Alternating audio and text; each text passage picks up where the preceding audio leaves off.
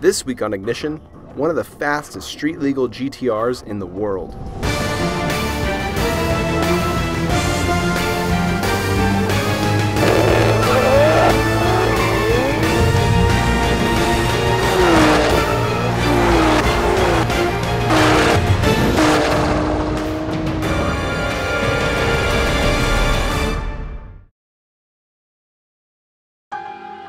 On first look, the most impressive thing about this GTR is how unassuming it looks. Sure, you might notice bits of carbon fiber, the new wheels and brakes, but nothing about this car's exterior speaks to its capabilities. The same is true when you pop the hood. You might see the new blow-off valves, the new plumbing, but mostly it looks stock. This car, though, is the AMS Alpha 12, and it can make upwards of 1,500 horsepower. To find out how, we talked to the team that built it. Chicago-based AMS has been tuning GTRs extensively ever since they arrived on our soil. All right, so Martin, tell me about the goal for the Alpha 12.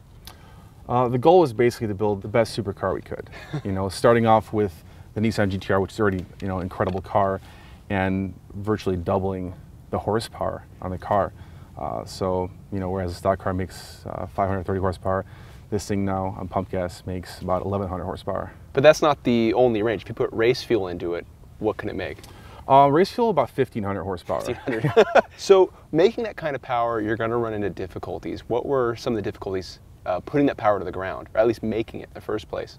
Well, the car's designed obviously for a much lower power level. So there's really three things that came into play. Drivetrain, so transmission, the engine, and also the electronics. So again, it still looks stock underneath the hood, but it's obvious that there's a lot of work has been performed here. What were some of the difficulties in making double the horsepower with this engine? First of all, we try to integrate everything so it looks OEM. Yeah. All the components, they don't look like, hey, it's a modified car. We kind of, along with the fitment, the wiring, the look of the parts, trying to make it look like it belongs. The difficulty with the engine was once it started making a ton of torque, obviously the parts aren't designed to handle that. So along with the common stuff that we do, like the rods, the pistons, we had custom made. We actually ran into issues where actually splitting the block in half with so much torque, and I think that was around 1,000 foot-pounds of torque.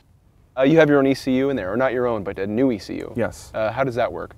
It's from a company called Cyvex. Okay. Out of Europe, and it replaces the factory ECU. Obviously makes the engine run, but also keeps everything else happy, which is a pretty daunting task.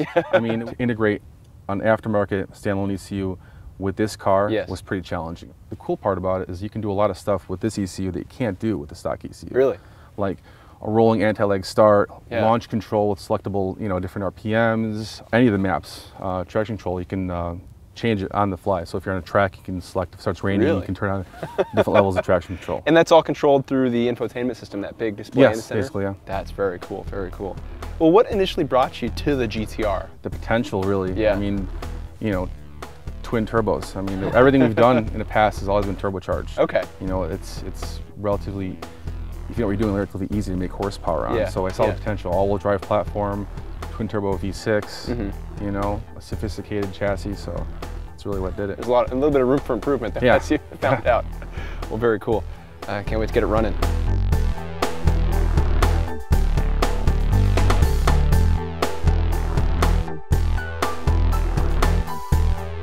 Of course, the biggest question is, how fast is it?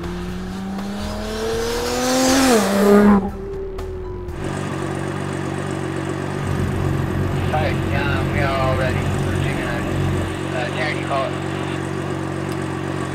Go, go, go. Going.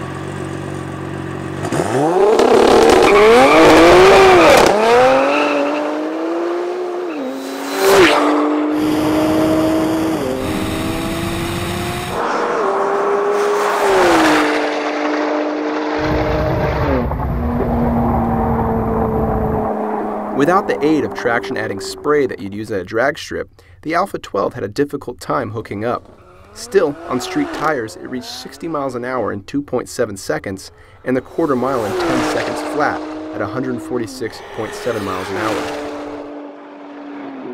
Despite being, at this point, one of the quickest accelerating cars Motor Trend has ever tested, we wanted to go faster. So on went drag radials, which allowed us to launch at a higher RPM.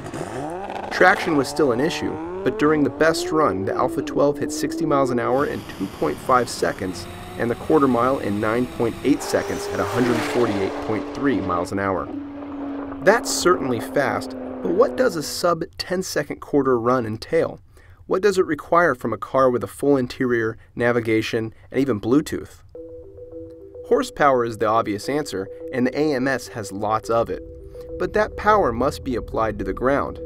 The Alpha 12 starts this process by launching at 4,100 RPM, with the turbos only wheezing out 5 psi. This is because at launch, the grippy M&H Racemaster slicks, even though the rear tires are over a foot wide each, they can't take the full power from the engine. Up to and through second gear, the GTR is averaging 1 G longitudinally. If you push the Alpha 12 out of a plane, it would plunge to the earth at the same rate. The transmission, strengthened to endure the stresses of up to 1,500 horsepower, shifts hard, chirping the tires on each gear change. After each shift, revs fall to around 6,000 RPM, keeping the engine on a healthy part of its power band and on a diet of 22 pounds of boost all the way to its 8,000 RPM redline. That's 1,000 RPM higher than stock. It finishes the run in 9.8 seconds. In that time, the crank has spun 1,091 times, or just over 111 times per second. It's truly hard to appreciate just how fast this Alpha 12 is until you give it context by comparing it to a stock GTR. Notice that the rate of acceleration doesn't differ until around 45 miles an hour. In fact, both cars reach 30 miles an hour in 1.1 seconds. This shows that even with drag radials and all-wheel drive, there's a limit on how much power you can transfer to the ground. There's a stark difference though once the Alpha 12 gets into second gear. As the GTR peters off, the Alpha 12 finally gets full boost. The AMS reaches 100 miles an hour 2 seconds before the stock car does and 0.7 seconds before the last Bugatti Veyron we tested. But what this data doesn't convey is how long it takes your brain to realize what's just happened. You focus so intently on hitting shifts, making careful steering corrections, that your brain can't be concerned with anything else. It was such that while the AMS passed the quarter at 148 miles an hour, I kept my foot in it until 177 miles an hour. Part of it was not realizing the run was over. The other part was, well, when you're driving one of the fastest street-legal GTRs in the world, wouldn't you?